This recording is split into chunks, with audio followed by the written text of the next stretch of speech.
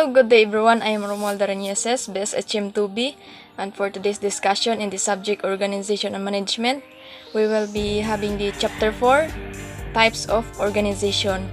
So as we've discussed in the previous chapters, organization is an organized group of people with common goals and objectives. It may include business, society, and association. There are several distinct types of organization which have developed during the growth of business, which is the line type, the functional type, and the line and staff type. The first one is the line type. The line type of business organization is an organization where there is a direct flow of authority from the top position to immediately subordinate levels. The characteristic of this type is the superior to subordinate relationships, wherein the superior delegates authority to a subordinate who in turn delegates authority to another subordinate, thus forming a line from the very top to the lowest level of the organization structure. Line authority is the simplest of the organization types. Maong dali ra siya masabtan sa mga members kay every person knows from whom he received his orders and whom to report. Looking at the chart, the president exercises direct control over a vice president, and the authority flows the topmost position to the lowest. In a large organization, however, as duties and responsibilities become too great for any man, the manager delegates his authority and responsibility to his subordinates. So looking in the organization chart, there is the president with authority over the vice president and the plant manager, who in turn gives instructions and orders to the foremen and who are in charge of their respective groups of workers. This type of authority relationships are easily to understand tungod kay every person kabalo from whom he receives his orders and to whom they report. So number 2 is the lines of authority are vertical. All in the same level of authority are independent of each other. As in the case of a foreman, each is supreme in his own field and responsible only to the man nga under pod niya. Like for example, in a industrial plant, there may be a machine shop, a paint shop, and so forth. So each shop is under a foreman. A foreman of one shop neither muhatag or makadawat man siya instructions from other foreman, but each foreman receives his orders from the superintendent only.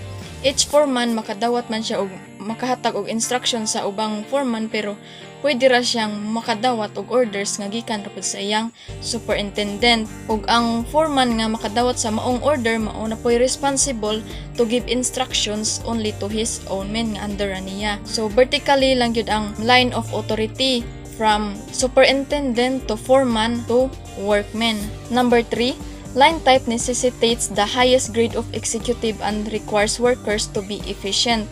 No other type of organization demands such all-round knowledge and ability. As we stated, the foreman of one shop has complete charge of the shop and is directly responsible for its operations. He must understand how the work should be done, how to plan and lay out the work for the whole shop, and also he sees to it that the necessary equipment is available and in good conditions. He determines the proper methods, hires workers, and instructs them. He sees to it that they work accurately, and he is the responsible in adjusting their wages. So in short, the foreman is directly the responsible in the whole shop. Advantages of the line type. Number 1 is the directness. The members of the organization know to whom they are responsible and what exact functions they are to perform. Each man knows definitely his place in the organization, kung asa siya dapat sukaybaw siya, kung insay dapat niyang trabahoon o kung insay gipatrabaho sa manager sa ijaha. When a person conduct his obligations and responsibilities, he knows to whom he is accountable, and vice versa, the executive knows which he delegated some of his authority. So number 2 is the fixed responsibility. Employees and supervisors at each level are subject to singleness. Each foreman or supervisor has the full and direct control of his own men. He is responsible for the result of their work to the superintendent. So, ilang responsibility is already fixed. Na sila yung mga tagsa-tagsa nga responsibilities, duties, mga obligations nga dapat nilang fokusan. Number 3 is the discipline. Directness and fixed responsibility of organization are naturally led to a stronger discipline. Number 4 is the simplicity. The relationship is easy to define and the organization plan is simple. In an ideal line organization, there is a minimum of red tape. So when we say red tape, are those actions that are unnecessary that an organization requires you to do in order to get something. Number 5 is the flexibility. Organization permits quick adjustment of changing situations. Each executive has sole responsibility in his department and is in a position to take the needed action if anything comes up.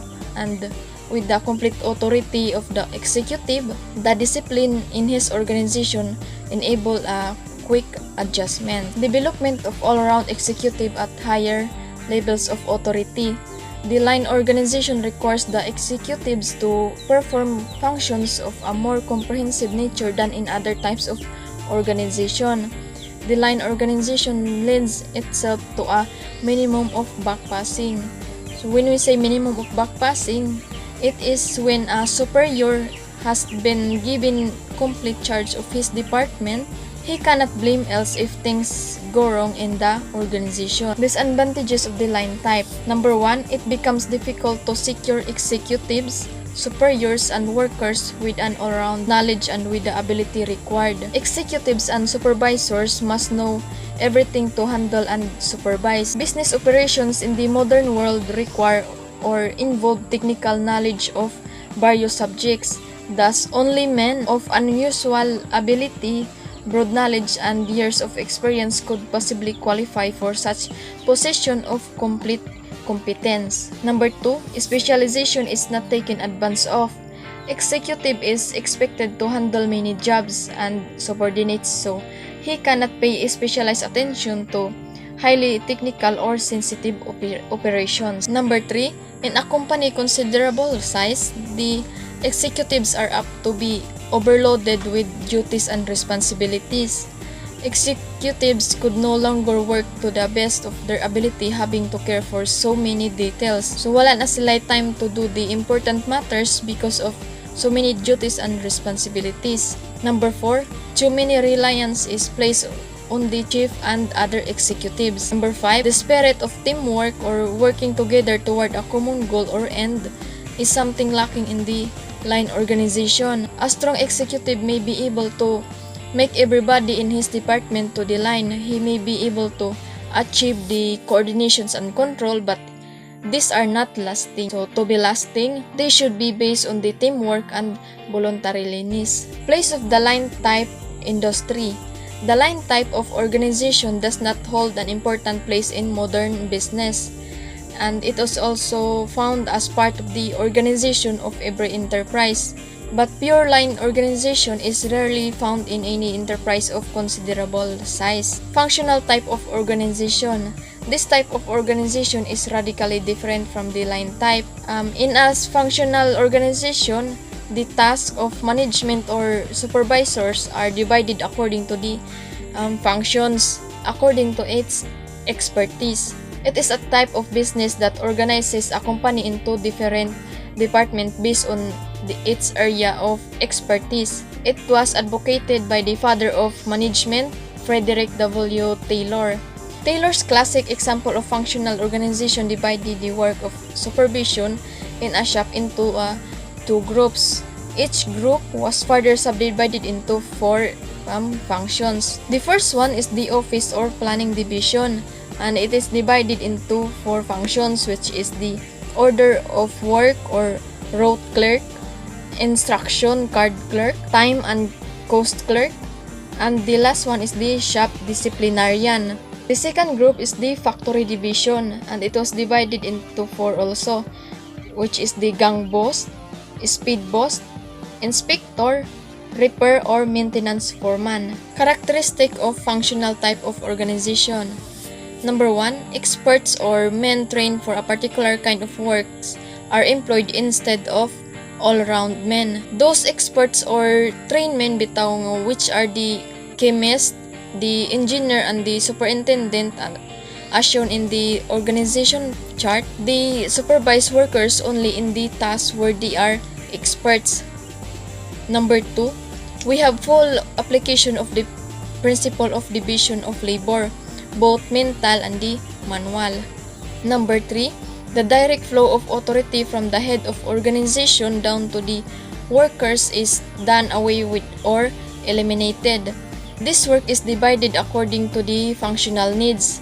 As could be noted in the chart, the engineer, superintendent, and the chemist are each is in charge of separate functions and each gives advice and orders to all foremen on matters relating to that particular functions. The foremen are responsible to the chemist for all functions within the field of chemistry, to the engineer as regards engineering matters, and to the superintendent when it comes to the actual production function. Advantages of the functional type. Number 1, specialization is carried to a maximum degree. This tends to separate the manual and mental functions as much as possible. Number 2, there is a greater need for specialized skills and abilities which are easier to secure than the all-around workers who are more difficult to hire and keep. Number 3, the needed supervisors are trained for their specialized tasks with relatively little difficulty. Number 4, there is simplified control. So, as control is simplified, functions are executed properly. Number 5, supervision or control of functions is distributed to specialists who have the full knowledge of their own line of specialization. Number 6, in the ideal functional organization envisioned by Taylor, cooperation is promoted and the one-man control of a line organization is eliminated. Comparison of line and functional type. So, in the table we have the features, line type, and the functional type. In the features, it includes discipline, control, specialization, methods, executives, and workers. So, in line type, its discipline is easily maintained, while in functional type, it is weak. In control, the line type is definite, while the functional type is difficult to coordinate many separate functions.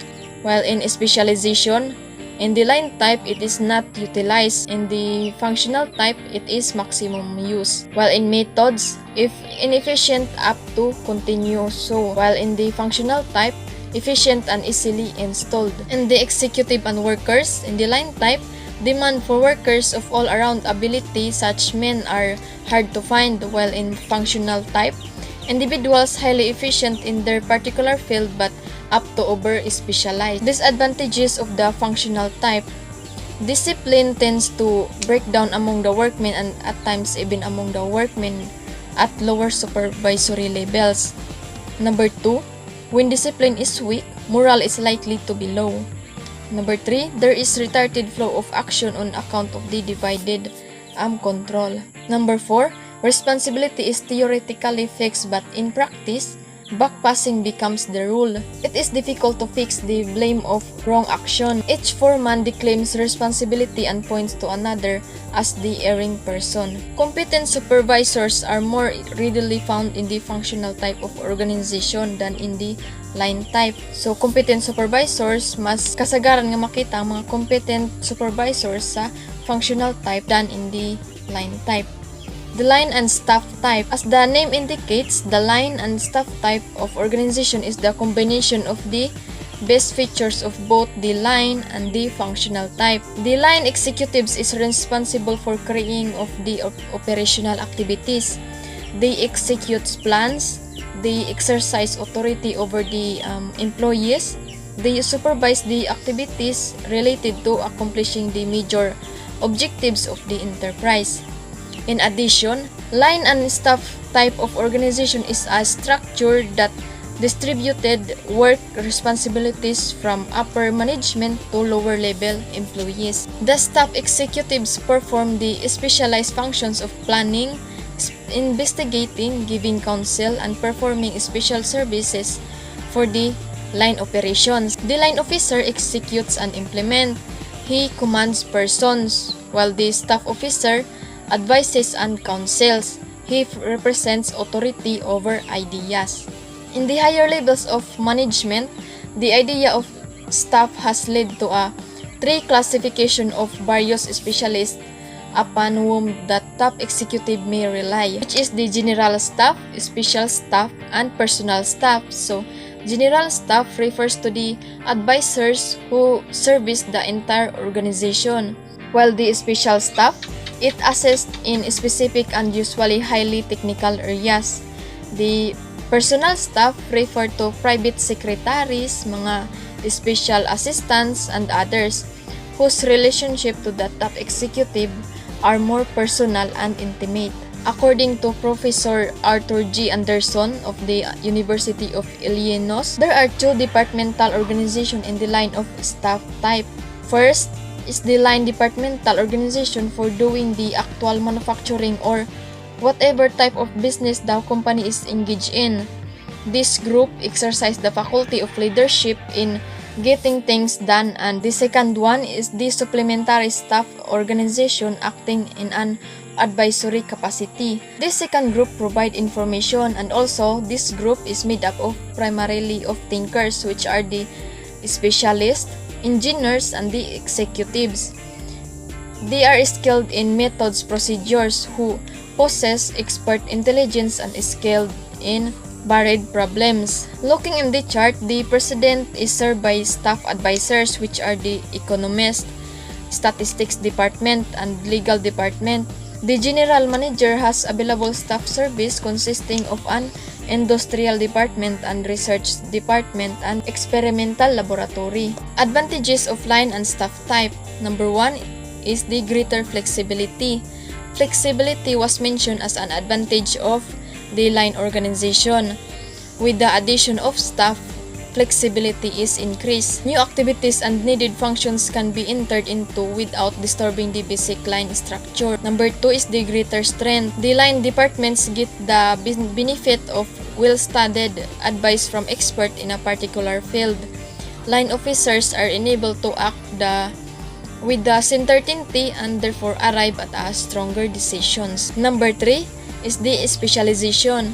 A staff executive is not bound by daily operations or time schedules in routine productions. So, dili siya ma-disturbo sa laing mga butang or mga unnecessary matters. He can conduct research, analyze, and synthesize situations and problems and arrive at a decision. Number 4 is the executive training. A line executive who studies carefully the advice given by staff specialists become more qualified executive. He does not lose the essence of command and supervision, but he gains a broader perspective than the pure line executive. Development of organization. Addition of assistants. These assistants neither head a department nor have the authority. They are carefully selected men, so assistants are part of a staff and unimportant members of the organization. The assistants do the following work. Number 1, the executive delegates to keep him executive informed and to advise him on any particular activity. In this way, the span of knowledge of the executive is broadened. Number 2, the assistants conduct studies and investigations and recommendations as to the result of his studies and investigations. Number 3, the executive confers with persons for the executive, going over their proposals and presenting his superior's view. Number 4, to issue instructions in behalf and for the executive, seeing to it that they reach the proper persons and that they are correctly interpreted. In other words, the assistants do innumerable things to assist the executive. The committee idea on organization. In order to facilitate a cooperative relationships within a large enterprise, many companies now add a network of committees to the line and staff organization. Committees are formed for the performance of special duties. Committees may either be permanent, sometimes referred to as standing committees, or may be organized to serve temporary functions only and referred to as special committees. Functions of committees. Number 1, to get the members to work as a team. Men on the same level of authority are often jealous or walay salig sa usag-usa kay feeling nila gitik advantage sila, but by placing them in a committee, giving them a common problem to work and getting them to know one another better, mawala ang suspicious sa usag-usa. Teamwork and coordinations are enhanced. Number 2, to recognize executive ability and enable training for those who later will comprise the top management. By placing those young men who are less experienced in business on the committee, their executive abilities are broadened and sharpened. Kay naa may exchange of ideas and direct contact sa executive nga mahitabo maong it gives them a broader other understanding of the company practices and policies. Number 3, to enable the pulling together of executive abilities and experiences, or the bringing together of some of the best brains of the company. A company, for instance, may form a general advisory committee. Committee may compose of the president or general manager, which is the chairman, the treasurer, the factory manager, controller, and the chief engineer. Number 4, to secure the unity of action upon which success in any enterprise depends. Basic principles of committee organization. Number 1, the organization of a committee should grow out of a need that is recognized by representatives of a department and the personnel affected. Number 2, the members of a committee should be representative of the functions and the personnel concerned, and these members should represent variations in opinion among personnel. Number 3, duties, authorities, and responsibilities must be clearly defined even if, owing to circumstances, they are subject to change. Number 4, the organization and operation of a committee should be a cooperative development. Suggestions regarding committee. Number 1 is the size.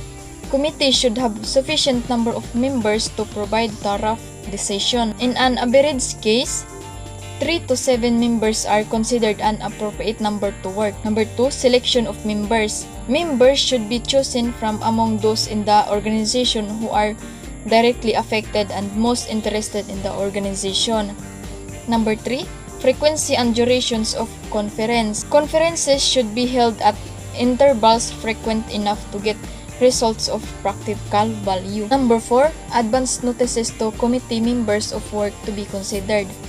This will facilitate the work of the committee as the member need to study the problems and to have suggestions at the time of the meeting. Number 5, the work of the committee is advisory.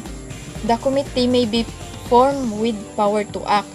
Like for example, the executive committee of the board of directors may have power to take action on certain questions in the absence of the full board. But as a rule, the work of the committee is advisory and receives favorable acceptance because of its worth and value. So here's our quote for a day. An organization, no matter how well designed, is only as good as the people who live and work in it. By D. Huck. So that's all for our discussion. Thank you and have a nice day.